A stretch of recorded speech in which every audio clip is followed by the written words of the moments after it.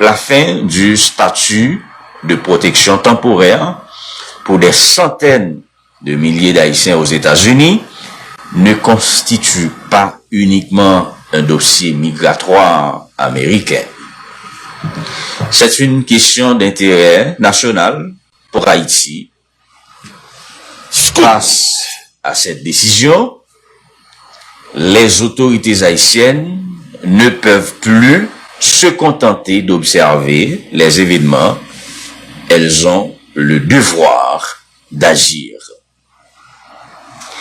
Le gouvernement haïtien, à travers le ministère des Affaires étrangères et des cultes, et l'ensemble de son réseau diplomatique, doit engager sans délai une offensive diplomatique auprès de Washington afin de solliciter un moratoire ou une prolongation exceptionnelle du TPS. Une telle démarche ne serait ni une faveur ni un privilège. Elle relevait d'une responsabilité élémentaire envers des centaines de milliers de compatriotes qui contribuent depuis des années au développement économique des États-Unis tout en soutenant leurs familles en Haïti. Les chiffres parlent d'eux-mêmes. Les bénéficiaires haïtiens du TPS injectent près de 5,9 milliards de dollars par an dans l'économie américaine. En Floride seulement, leur contribution est estimée à 1,5 milliard de dollars.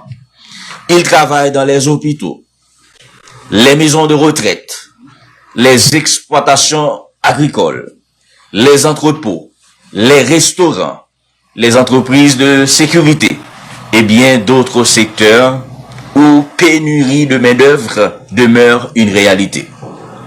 En d'autres termes, ces travailleurs ne représentent pas une charge pour les États-Unis. Ils participent activement à leur prospérité économique. Les renvoyer massivement risquerait de créer des tensions supplémentaires dans plusieurs secteurs essentiels de l'économie américaine, notamment en Floride. Mais l'enjeu dépasse largement les frontières américaines. Haïti traverse les crises les plus graves de son histoire contemporaine. L'insécurité généralisée, l'effondrement des services publics, la paralysie de l'économie et le déplacement de centaines de milliers de personnes rendent impossible l'accueil d'un retour massif de migrants. Comment imaginer que des dizaines, voire des centaines de milliers de personnes puissent être rapatriées dans un pays où une grande partie de la capitale échappe encore au contrôle de l'État?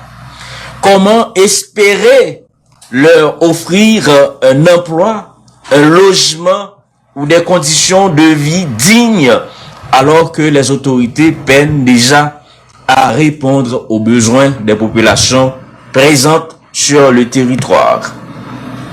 À cette réalité s'ajoute une donnée fondamentale.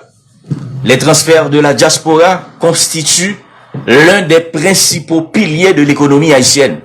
Chaque année, ils permettent à des centaines de milliers de familles de se nourrir, de payer les frais scolaires, d'accélérer aux soins de santé et de maintenir une activité économique minimale. Une interruption brutale de ces revenus aurait des conséquences sociales incalculables. Le gouvernement haïtien ne doit donc pas attendre que les premières vagues d'expulsion commencent pour réagir. La diplomatie existe précisément pour anticiper les crises et les défendre, bien sûr les intérêts de la nation. Il est encore temps d'engager un dialogue constructif avec l'administration américaine, le département de la sécurité intérieure, le Congrès, les élus de Floride et les organisations qui soutiennent déjà le maintien du TPS.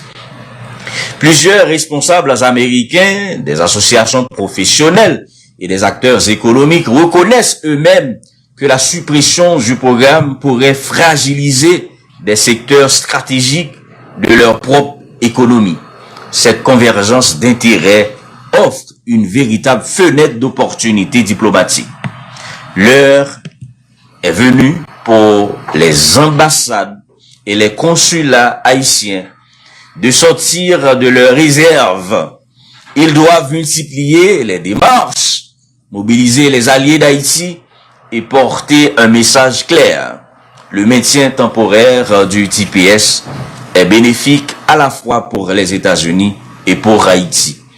L'histoire retiendra ceux qui auront défendu leurs compatriotes lorsque leur avenir était menacé. Elle retiendra également ceux qui auront choisi le silence.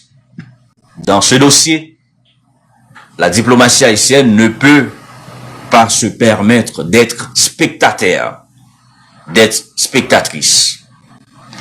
Elle doit être à l'avant-garde, car derrière les statistiques se trouvent des familles, des enfants américains, des travailleurs indispensables à un pays qui aujourd'hui n'a tout simplement pas les moyens d'absorber un retour massif de sa diaspora.